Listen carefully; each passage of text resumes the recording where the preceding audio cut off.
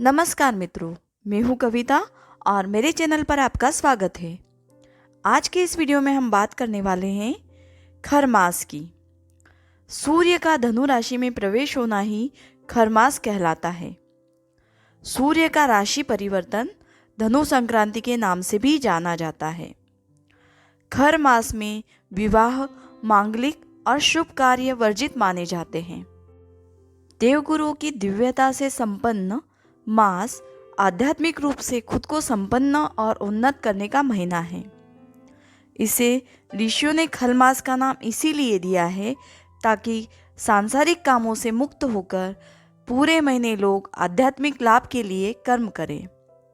इस माह में आध्यात्मिक साधना करके चंचल मन पर काबू किया जा सकता है। दोस्तों, आज के वीडियो में हम बात करने वाले हैं खर मास क्या है, खर मास का क्या महत्व है, खर मास की पौराणिक कथा, इस माह में हमें क्या क्या करना चाहिए और क्या वर्जित होता है। यदि आप मेरे चैनल पर नए हैं तो आप मेरे चैनल को सब्सक्राइब कीजिए। खर मास को खर मास कहने के पीछे भी पौराणिक कथा है। खर का तात्पर्य गधे से है। मार्कंडेय पुराण के अनुसार सूर्य अपने 7 घोड़ों यानी रश्मियों के सहारे इस सृष्टि की यात्रा करते हैं। परिक्रमा के दौरान सूर्य को एक क्षण भी रुकने और धीमा होने का अधिकार नहीं है, लेकिन अनवरत यात्रा के कारण सूर्य के 7 घोड़े हेमंत ऋतु में थककर एक तालाब के निकट रुक जाते हैं ताकि पानी पी सकें। तभी सूर्य देव को अपना दायित्व बोध याद आ जाता है कि वह रुक नहीं सकते, चाहे घोड़ा थककर भले ही रुक जाए। यात्रा को अनवरत जारी रखने के लिए तथा सृष्टि पर कोई संकट न आए, इसलिए भगवान सूर्य तालाब के समीप खड़े 2 गधों को रथ में जोतकर यात्रा को जारी रखते हैं। गधे अपनी मंद गति से पूरे पौष मास में ब्रह्मांड की यात्रा करते रहे। इस कारण सूर्य का तेज बहुत कमजोर हो धरती पर प्रकट होता है।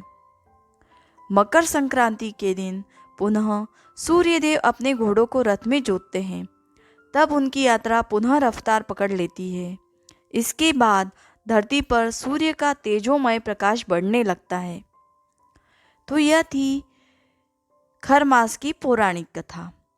अब हम जान लेते हैं कि खर मास में हमें क्या क्या करना चाहिए। खर मास में किए गए कार्य से असंख्य पुण्य की प्राप्ति हो सकती है। अतः इस मास में सूर्योदय से पहले उठना चाहिए, स्नान आदि करके भगवान का स्मरण करना चाहिए। सूर्य को जल अवश्य देना चाहिए। इससे न केवल कुंडली में सूर्य मजबूत होता है बल्कि यश की प्राप्ति भी होती है।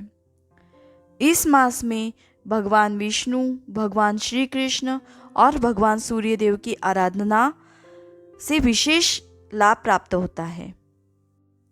इस मास में पूजा, जप, तप, मंत्र, जाप और ध्यान करने से इसका कई गुना फल प्राप्त होता है। पीपल के वृक्ष की पूजा का विशेष महत्व है।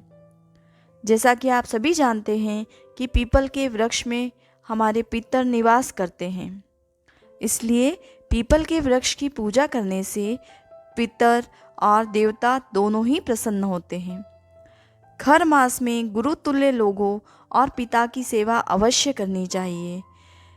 ब्राह्मण, गुरु, गाय और साधु सन्यासियों की सेवा करनी चाहिए।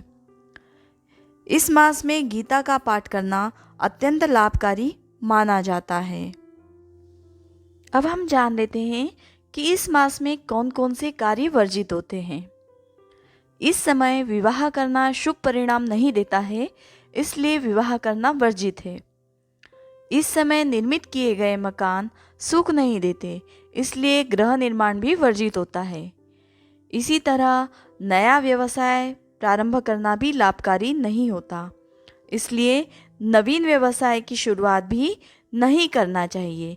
जिन कार्यों को लंबे समय तक चलना है उनको भी इस समय रोक देना चाहिए।